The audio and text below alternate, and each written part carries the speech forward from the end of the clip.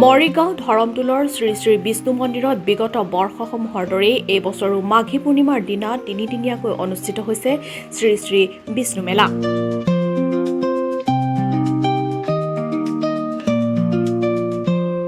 ইতিমধ্যে মেলাস্থলীত আইমাতৃসকলে জাউৰিয়ে জাউৰিয়ে দিহানাম পৰিৱেশন কৰাৰ সমান্তৰালকৈ মন্দিৰৰ চৌহদত চলি থকা শ্ৰীমদ ভাগৱত পাঠ শ্ৰৱণেৰে ভক্তিৰসত বিলীন হৈছে সাধু সন্তসকল। কোনোৱে মন্দিৰভাগ দৰ্শন কৰি পৰম কৃতাৰ্থ লাভ কৰাৰ লগতে বহু ভক্তই মাহ প্ৰসাদৰ নৈবেদ্য আগবঢ়াই মনোকামনা পূৰণ হোৱাৰ আশাৰে ভগৱান শ্ৰীবিষ্ণুৰ শ্ৰীচৰণত সেৱা লোৱা পৰিলক্ষিত হৈছে। নমস্কাৰ বন্ধুসকল, মই আপোনালোকৰ চেনেলৰ জৰিয়তে অসম তথা অঞ্চলৰ সমগ্ৰ ভাৰতবৰ্ষৰ বিষ্ণু ভক্ত ৰাইজক মই সেৱা জনাইছোঁ, প্ৰণাম জনাইছোঁ। বিগত বৰ্ষতে এইবছৰ আমি মাঘী পূৰ্ণিমা উপলক্ষে আমি তিনিদিনীয়া ধৰ্মীয় বৰ্ণাঢ্য ৰীতি নীতি তিনিদিনীয়া আমি কাৰ্যসূচী আমি গ্ৰহণ কৰিছোঁ।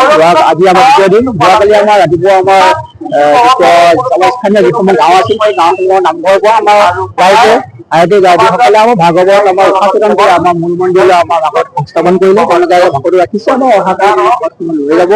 আৰু আমাৰ তাৰ পিছৰ কাৰ্যসূচী আছিল আমাৰ জল উত্তোলন কাৰ্যসূচী। আমাৰ যিসকল আমাৰ স্থানীয় আমাৰ কুমাৰী কন্যাসকল আছিল, সেই কুমাৰীসকল কন্যাসকলৰ লগত আমাৰ বিষ্ণু ভক্তগণ ৰাইজে সহযোগত আমাৰ কপিলী নদীৰ পৰা জল উত্তোলন কৰি আনি আমাৰ প্ৰভু শ্ৰীবিষ্ণু আমাৰ ধোৱা হ'ল, দিয়া হ'ল। তাৰপিছত আমাৰ বন্তি প্ৰদানৰ কাৰ্যসূচী সেইটো মানে হৈ গৈছে। আৰু আমাৰ লগতে আমাৰ শ্ৰী শ্ৰী বিষ্ণু মন্দিৰ আমাৰ ধৰ্মৰ ধ্বজা উত্তোলন প্ৰথম দিনা কাৰ্যসূচী ৰাতিপুৱা কথা বিষয়ে আপোনাক কৈ আছো। তাৰপিছতে আমাৰ আমাৰ যিসকল আমাৰ স্বয়ংমুখ্য ব্যক্তিয়ে আমাৰ মাজৰ পৰা ইতিমধ্যে তেওঁলোকে বিধায়ক সম্বোধন কৰিছে, তেওঁলোকৰ আমি আমি স্মৃতি তপন আমি প্ৰাৰ্থনা কৰিছো। আৰু আমাৰ তাত পুৱা 10 বজাত আমাৰ যি আমাৰ শ্ৰী শ্ৰী বিষ্ণু সমন্বয় সভা আছে, তাত আমাৰ দুটা কাৰ্যসূচী আছিল।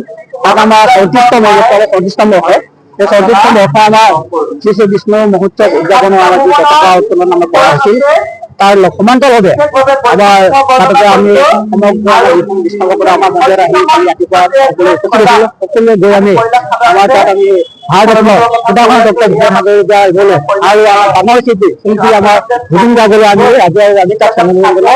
তাৰপিছত আমাৰ তাত আমাৰ কীৰ্তন প্ৰধান নাম সংগ্ৰহ আৰু আমাৰ আমি সকলো ভকতৰ কাৰণে আমি প্ৰসাদৰ ব্যৱস্থা কৰিছোঁ। আমি একেলগে 12টা ভকতে তাত আমাৰ প্ৰসাদ গ্ৰহণ কৰিব পৰা ব্যৱস্থা কৰিছোঁ।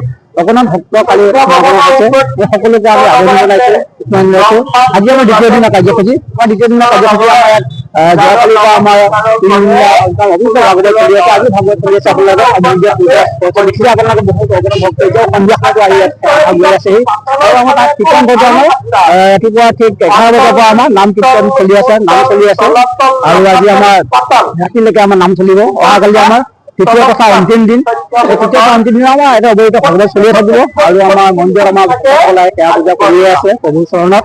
আৰু আমাৰ আবেলিলৈকে আমাৰ নাম প্ৰসংগ চলিয়ে থাকিব। 4 বজালৈকে আমাৰ নাম প্ৰসংগ আমাৰ সামৰণি হ'ব।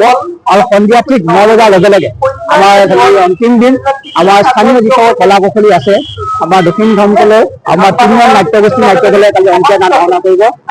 নাট ভাওনাৰ জৰিয়তে আমাৰ 3 দিনীয়া আমি যি কাৰ্যসূচী আমাৰ সমাপ্তি ঘোষণা কৰিব। আৰু আজি আপোনালোকৰ সকলো বিষ্ণু ভক্তৰ ৰাইজক আমি আহ্বান জনাইছোঁ, আহক বিষ্ণু মন্দিৰলৈ আৰু এটাত সেৱা দলেৰে সকলো যাতে মংগল হয় তাৰে কামনা কৰিছোঁ। মৰিগাঁৱৰ পৰা পিকুদেৱৰ ৰিপৰ্ট, অসম সংবাদ। অসম সংবাদ, আপোনাৰ মঞ্চ, আপোনাৰ কণ্ঠ।